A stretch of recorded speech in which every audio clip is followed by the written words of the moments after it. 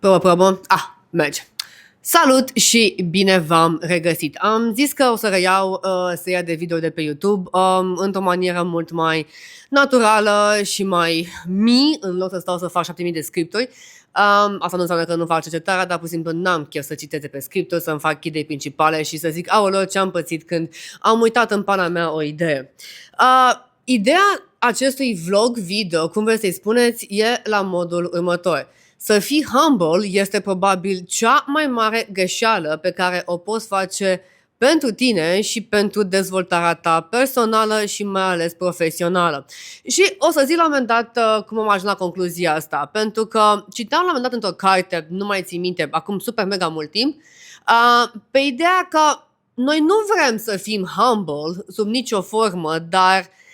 considerăm că dacă suntem humble și nu ne dăm în stambă cu realizările noastre, nu spunem ce am făcut și cum am făcut, oamenii din jur, 1, ne vor accepta mai ușor, 2, nu ne vor judeca și 3, ne vor face cumva parte din grupul lor. Ceea ce, dacă să ne gândim bine, este una din fricile pe care le avem cu toții, mai ales că suntem animale sociale, respectiv frica de a nu fi integrați în anumite grupuri sociale, de a nu fi acceptați, de a nu fi iubiți, doriți, vruți, etc., etc. Pentru că, despre asta este vorba până la urmă. Și în periplul nostru de a fi acceptați de cât mai multe persoane și de fit in în diverse grupuri sociale, că vorbim de prieteni, de iubiți, de loc de muncă, de, social media, etc., ne dăm cumva așa peste mână și spunem, ok, let's be humble, pentru că dacă suntem humble, atunci vom rezona, nu vom rezona, mai multe mase vor rezona cu noi și atunci practic vom fi plăcuți de mai multe persoane, we're gonna fit in better, ne vom integra mai bine și lucrurile vor fi mult mai bune. The funny thing is că în momentul în care faci chestia asta, nu-ți dai seama că practic lezezi o chestie super mega importantă din tine, care se numește personalitatea ta, 2, identitatea ta și 3, realizările tale. Nu mă înțelege greșit, pentru că eu am fost în situația asta și până când nu am realizat-o, adică până când nu mi-am dat seama, eram întotdeauna într-un du-te vină continuu, mă întreba lumea, boss, ai în pana mea 20.000 de premii luate în toate blocurile, de la social media, la league, la toate astea și tu încă te consideri o fraudă și alte mizerii de genul ăsta. Și eram, pentru că I wanna downplay myself. Ăsta era fix cuvântul. I need to downplay myself. Pentru ca oamenii să nu creadă că sunt prea, că sunt foarte, că sunt prea deșteaptă, că sunt prea hands-on, că pot să fac multe chestii și cumva când încercam să-mi dau singură cu Tesla în coaie, cum mai spune eu, dar să nu folosim acest cuvânt, ajungeam în situația în care, efectiv, nu mai eram mândră de realizările mele, pentru că nu mi le desconsideram, pur și simplu nu credeam că sunt atât de importante. Și ajungeam în discuții cu oamenii, în cercuri de prieteni și așa mai departe, când începeam să vorbesc și spuneam, uite, am făcut și chestia asta, am fost și acolo nominalizată, am și premiul ăsta, și despre asta, se uita lumea la mine. And why the fuck don't you tell us? Adică, pana mea, trebuie să spui chestia asta oamenilor. Și eu eram, dacă zic chestia asta, atunci I'm not gonna fit in, pentru că oamenii se vor uita la mine cu invidie, oamenii nu o să mă placă, oamenii o să zică că uite și pasta, că ce ce mare se dă și atunci nu o să-mi găsesc locul și nu o să fie bine și așa mai departe. Adică asta a fost întotdeauna în mintea mea și de-aia orice fel de realizare pe care eu o aveam era, fie menționată așa super mega fugitiv pe undeva, fie era băgată sub preș, fie de cele mai multe ori nici măcar nu-i dădeam atenție. Adică eram, ok, am mai apărut în Forbes și mi-a câștigat un premiu. Ok, am terminat și asta, super. Ok, am fost implicată și în tranzacția asta. Ok, uite, am făcut și tranzacția de câteva milioane de euro. Super, ce tare sunt. Ok, bine, nu contează, trecem mai departe. Pentru că făceam chestia asta în mod constant, ajunsesem ca pur și simplu să nu-mi dau seama cât de importante sunt realizările mele. Și când mă refer de realizările mele, mă refer inclusiv la realizările tale. Pentru că dacă you downplay yourself every fucking single day, nu faci nimic altceva decât să consideri că realizările tale nu sunt atât de importante. Ce am făcut? Asta. Ok, nu contează. Și după aia îți bagi multe scuze, că oricum nu contează atât de mult, că oricum putea să o facă oricine, că nu e atât de mare lucru, că ce mare brânză, că cui pasă, că it's nothing. Și culmea este că față de persoanele care fac chestia asta în mod evident super mega peiorativ și ipocrit când se uită la tine de sus la mod de it's nothing, dar deep down ei știu clar că mamă ce tare și ce șmecher sunt, nu. Tu chiar ajungi să crezi că realizările pe care tu le ai ca persoană sunt diminuate și nu sunt atât de importante pentru că, exact cum spuneam, you literally downplay yourself. Și am ajuns la concluzia asta când am schimbat cumva peisajul în care trăiesc destul de mult timp, când m-am mutat o mare parte din timp în Egipt. Și aici, culmea, deși vorbim de o țară musulmană, unde oamenii ar trebui să fie humble, nu sunt humble la modul la care percepem noi humbleness-ul, adică nu, oamenii spun, da, am 7 vile, 3 afaceri, 20 de milioane de euro în contul și am făcut asta și asta. Și eu am fost la primele interacțiuni de genul ăsta, I was bitterly and utterly shocked, adică, pana mea, noi venim din Europa și atunci și suntem un fel de obișnuiți să downplay ourselves ca să nu fim prea, să nu fim foarte, să nu fim foarte in your face și tu vii și îmi spui chestia asta. Și mi s-a dat o replică super mega mișto care mi-a rămas în minte la modul în care, Ana, asta le-am făcut pentru că m-am zbătut pentru ele, este traiectoria mea personală, este traiectoria mea profesională și personală, sunt lucrurile care pe mine mă fac ceea ce sunt astăzi și datorită lor, nu din cauza lor, datorită lor pot să ajut alți oameni, pot să am viața pe care o am și nu am niciun motiv să downplay myself pentru că tocmai dacă le arăt oamenilor ce știu să fac și cum știu să fac și care sunt mie conexiunile, vor veni către mine să-i ajut. Moment în care mi-a picat un pic fisa și eram, băi, da, pentru că cu cât te duci mai mult către oameni, cu cât le spui, hei, uite, am reușit să fac și asta, and you do it in a very fucking genuine way, care să nu fie nici fake, să nu fie nici pe nașpa, să nu fie nici aiurea, oamenii vor veni către tine pentru că rezonează cu ceea ce spui tu și atunci vor veni la tine pentru expertiza pe care tu o ai. Și de asta nu doar că nu trebuie să downplay yourself, ci dimpotrivă, trebuie să zici întotdeauna realizările pe care le ai. Pentru că așa vor veni oamenii către tine. Și vedeam fenomenul ăsta, cred că în ultimii vreo 5-6 ani la noi, începând de pe social media, unde oamenii se împart în două baricade. Ai oamenii care epatează întotdeauna că mi-am luat ultimul model de Rolls, ultimul model de Rolex, ascult-mă în spate, ultimul model de nu știu ce, ca să boost confidence și brag about people și about themselves to people, de fapt. Și da, nu vrei să ajungi în chestia asta pentru că chestia este de căcat, adică e evident că ajungi la nebunia aia de false confidence pe care tu vrei să o ai și ești la modul de aoleu, mă plimb cu un S600 pe care îl închiriez cu ora ca să vadă oamenii că am bani pentru că am mai multă încredere în mine, etc. Nu este bine să cazi, bineînțeles, nici în cealaltă parte a baricadei și să exagerezi în partea aia. Dar, pe de altă parte, nici să downplay yourself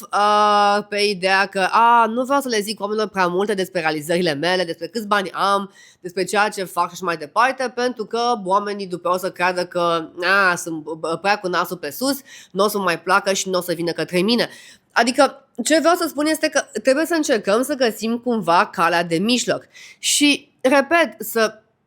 te lauzi cu ghilimele de rigoare că ai făcut o chestie care ține de tine prin forțele tale proprii și mai departe, nu este un motiv de laudă. Adică nu este o laudă în sine, este pur și simplu, hey, I did that. Adică, nu știu dacă este ca și cum Usain Bolt, după ce a câștigat primul titlu olimpic, o să zică, da, am câștigat așa un titlu olimpic. No, man, you literally have to brag about it, pentru că este realizarea ta și așa te validezi. Which brings me to the next point. Una din problemele pe care am avut eu super mega mult timp și pe care o au și oamenii cu care lucrez,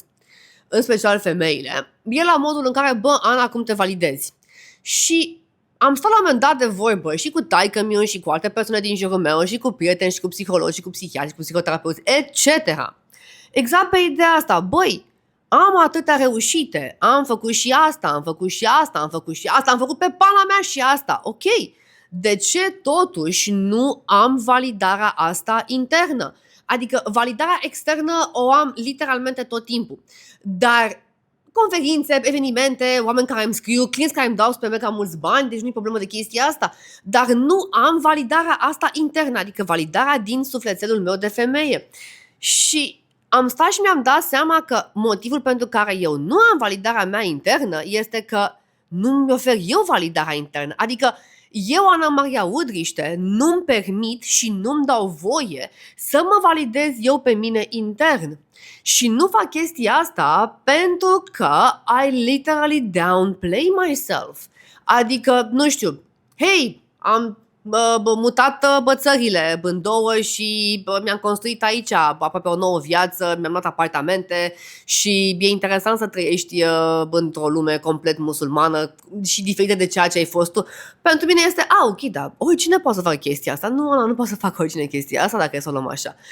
Și sunt multe lucruri de genul ăsta la care nu te-ai fi gândit, dar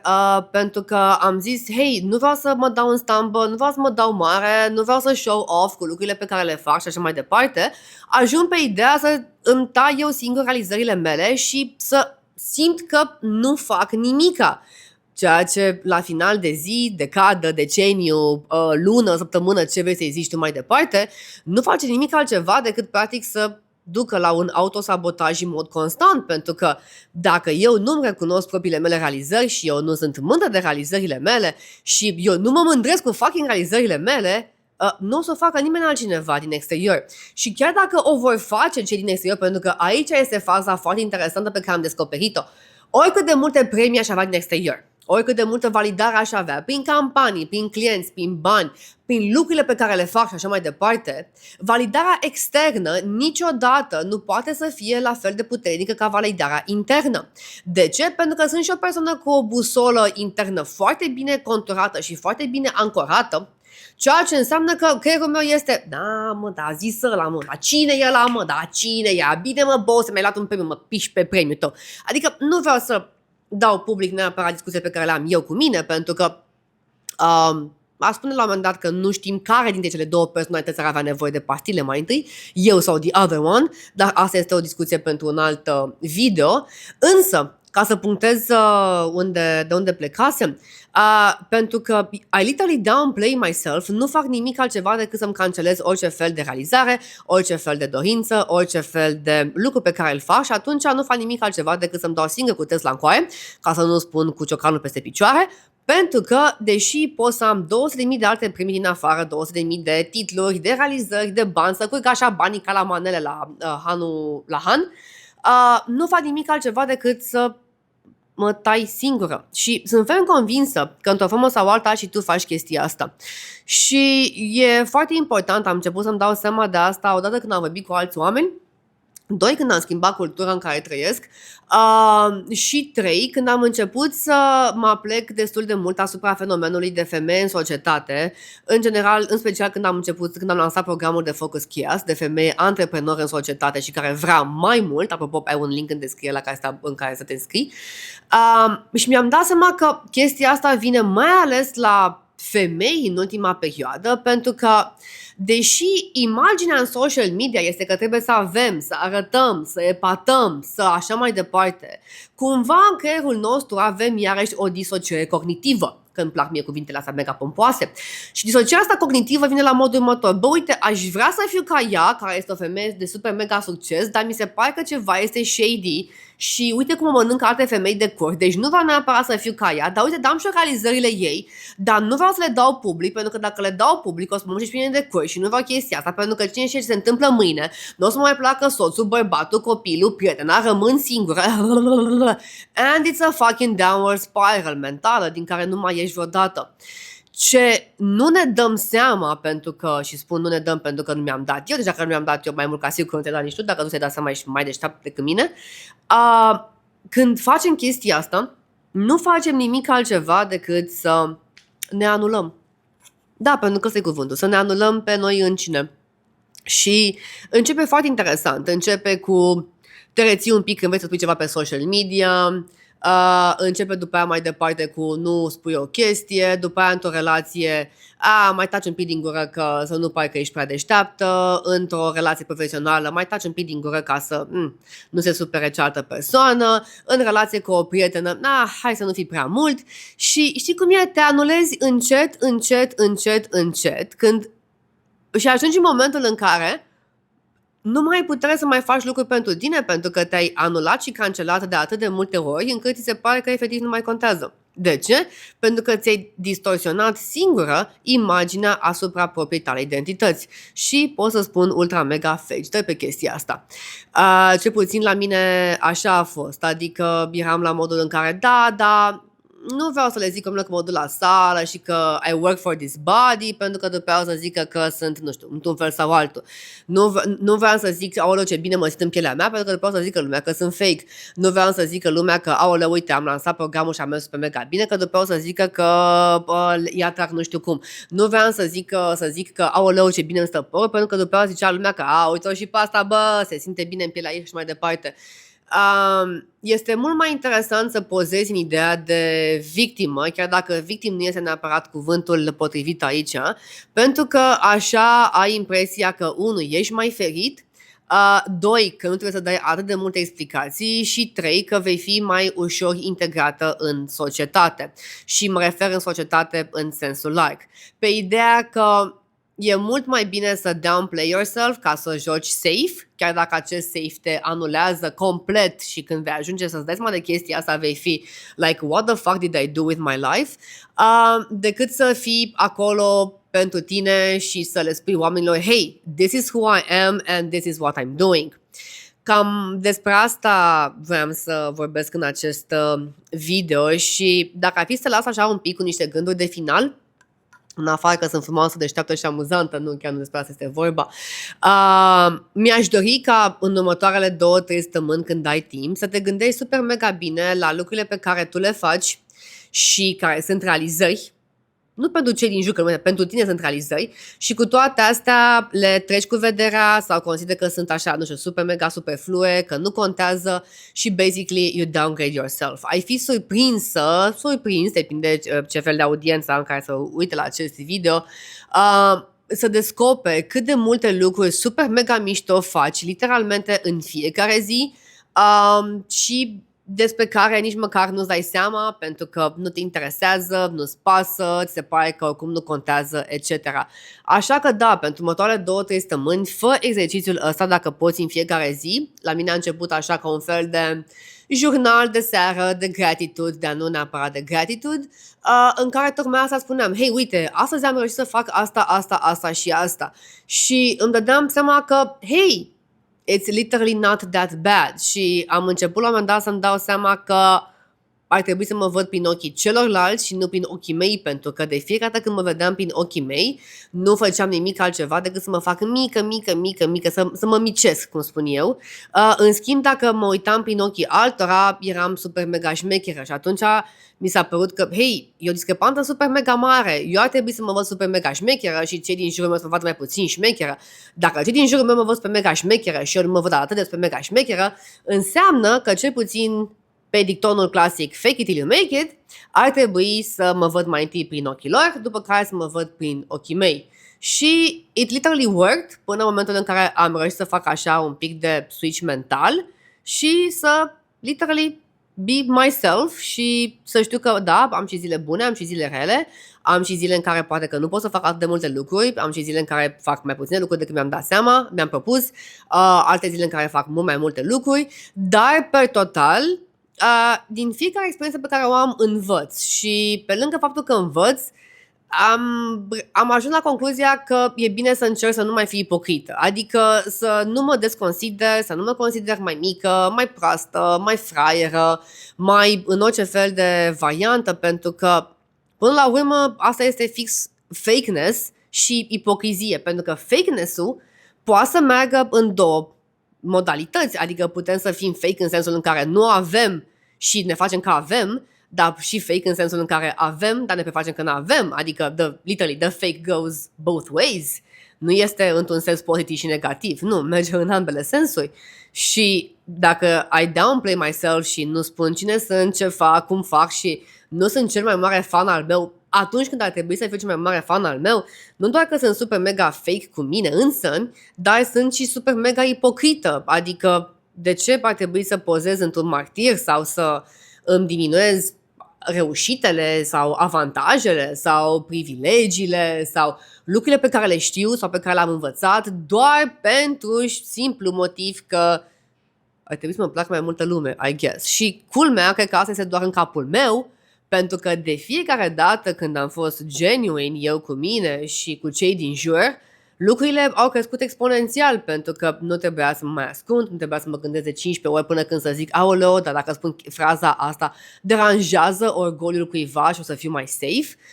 Nu, pur și simplu am fost eu însămi și am descoperit super multe lucruri de genul ăsta. Așa cum spuneam, pentru că acum o să închei, nu știu despre ce o să fie videoul viitor, depinde ce inspirație o să mai am în următoarele câteva zile, mai am niște subiecte pe temă. Dacă ai orice fel de idee pe care vrea să o abordez, lasă-mi mai jos în comentarii, pentru că îmi plac foarte mult chestiile de genul ăsta care țin de viață. Nu uita să intri în Focus Chaos, ai linkul în descriere și bineînțeles, cum spuneam, pentru următoarele 2-3 săptămâni să faci aceste exerciții prin care să te gândești de câte ori ți-ai dat un pic cu Tesla peste picioare și te-ai micit doar de dragul de a fi acceptată în societate.